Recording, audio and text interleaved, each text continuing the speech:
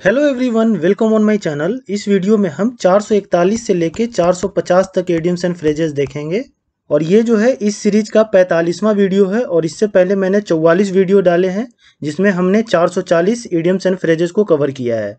तो अगर आपने वो वीडियोस नहीं देखे हैं तो आप मेरे प्लेलिस्ट में जाके उसे देख सकते हैं। तो बिना देर के हम वीडियो को स्टार्ट करते हैं और 441 नंबर क्वेश्चन हम देखते हैं। ए स्क्वायर डील।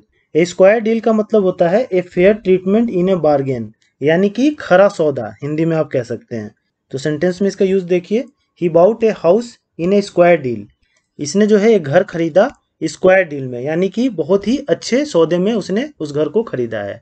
वो सौदा इसके लिए खरा है। तो इसे कनेक्ट करके आप ध्यान रख सकते हैं।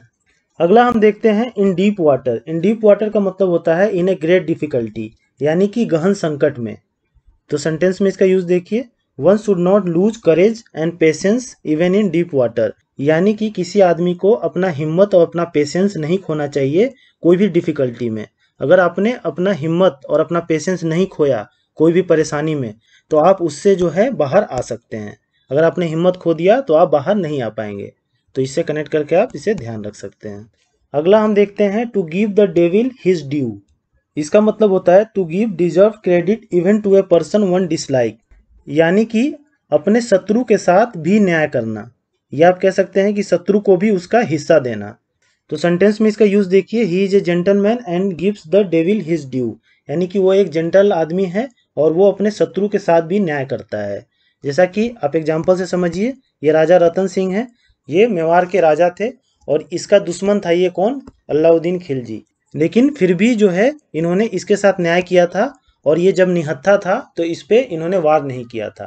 तो इसे कनेक्ट करके आप इसे ध्यान रख सकते हैं। अगला हम देखते हैं to go to the devil. To go to the devil का मतलब होता है टू फेल कंप्लीटली, यानी कि पूर्णतः असफल होना। तो सेंटेंस में इसका यूज देखिए, she tried again and again but ultimately went to the devil. उसने बहुत ज़्यादा प्रयास किया बार बार, लेकिन वो लास्ट में क्या हो गई, फेल हो गई। तो इससे कनेक्ट करके आप इसे ध्यान रख सकते हैं। अगला हम देखते हैं to raise the devil. To raise the devil का मतलब होता है टू कॉज ए डिस्टर्बेंस, यानी कि व्यवधान पैदा करना या शोरगुल करना। तो सेंटेंस में इसका यूज देखिए, the leader of the opposition raise the devil in the assembly. जो ओपोजिशन का लीडर था उसने जो है असेंबली में काफ़ी शोरगुल पैदा किया या व्यवधान पैदा किया। जैसा कि आप देखते ही होंगे, ज़्यादातर जो लोकसभा में जो बहस होती है उस समय काफ़ी वहाँ शोरगुल होता रहता है। तो इसे कनेक्ट करके आप इसे ध्यान रख सकते हैं। अगला हम देखते हैं to speak of the devil. To speak of the devil का मतलब होता है the sudden arrival of the person about whom the talk in progress, यानी कि जिसके बारे में आप बात कर रहे हैं वो आदमी एकाएक अगर आपके पास आ गया तो उसे ही हम कहते हैं स्पीक ऑफ द डेविल, यानी उसके बारे में बात कर रहे थे और वो बंदा आ गया। आपने जनरली ऐसे भी सुना होगा कि मैं यार तुम्हारे बारे में सोच ही रहा था और तुमने कॉल कर दिया। तो वो क्या है, वो यही है स्पीक ऑफ द डेविल। तो इससे कनेक्ट करके इसको आप ध्यान रख सकते हैं। बाकी सेंटेंस में इसका यूज देखिए, whenever we speak of the devil he is there. जब भी हम उसके बारे में बात करते हैं तो ये देखिए भाई साहब वहाँ जो है उपस्थित हो जाते हैं, नारद मुनि की तरह। अगला हम देखते हैं a diamond in the rough. A diamond in the rough का मतलब होता है person of fine character but lacking refined manner, यानी कि ऐसा आदमी जिसका चरित्र तो बहुत अच्छा है लेकिन जो मैनर्स हैं वो उसे नहीं आते हैं। तो सेंटेंस में इसका यूज देखिए, हर boyfriend is a diamond in the rough. उसका जो बॉयफ्रेंड है वो डायमंड इन द रफ है, यानी कि उसका कैरेक्टर तो बहुत अच्छा है, चरित्र अच्छा है, लेकिन उसमें मैनर्स जो हैं वो नहीं है। जैसा कि आपने ये मूवी देखा होगा राजा हिंदुस्तानी, उसमें आमिर खान का कैरेक्टर बहुत अच्छा रहता है, लेकिन इसमें जो है बड़े लोगों जैसे मैनर्स नहीं हैं कि पार्टी में कैसे जाना चाहिए, कैसे वहाँ पे ड्रिंक करना चाहिए, कैसे खाना खाना चाहिए। तो ये सब में ये लैकिंग था। तो इससे कनेक्ट करके आप इसे ध्यान रख सकते हैं। अगला हम देखते हैं to die in a ditch. To die in a ditch का मतलब होता है to die a cowardly death, यानी कि कायर की भांति मरना। तो सेंटेंस में इसका यूज देखिए, a brave soldier hates dying in a ditch. एक जो बहादुर सैनिक होता है वो कायर की तरह मरना जो है उससे नफरत करता है। वो चाहता है कि हम बहादुर की तरह लड़ते लड़ते मरें।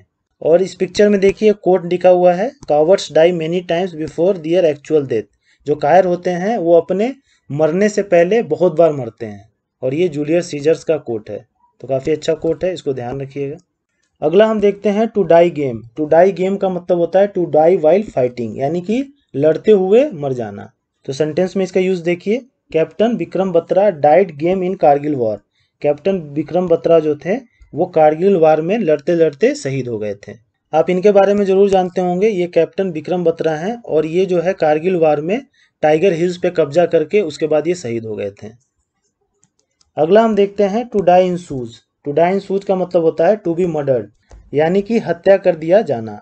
तो सेंटेंस में इसका यूज देखते हैं हम। Her husband was died in shoes, उसका जो हस्बैंड है उसकी हत्या कर दी गई थी। तो इसे कनेक्ट करके इसको ध्यान रखिएगा। तो होप आपको ये 10 इडियम्स एंड फ्रेजेस समझ में आ गए होंगे और आपको याद भी हो गए होंगे। और आज जो है हमने 450 इडियम्स एंड फ्रेजेस को कवर कर लिया है। हम डेली बेसिस पे 10 इडियम्स एंड फ्रेजेस करते हैं, लेकिन धीरे धीरे देखिए हमने 450 इडियम्स एंड फ्रेजेस को कवर कर लिया है। तो जो स्टूडेंट्स हमारे साथ शुरू के वीडियो से बने हुए हैं उनको आज 450 इडियम्स एंड फ्रेजेस याद हो गए होंगे। तो ये सीरीज जो है वो कंटिन्यू रहेगी। सो मिलते हैं नेक्स्ट वीडियो में। और अगर आपको ये वीडियो पसंद आता है तो please like share and subscribe to my channel. Thank you.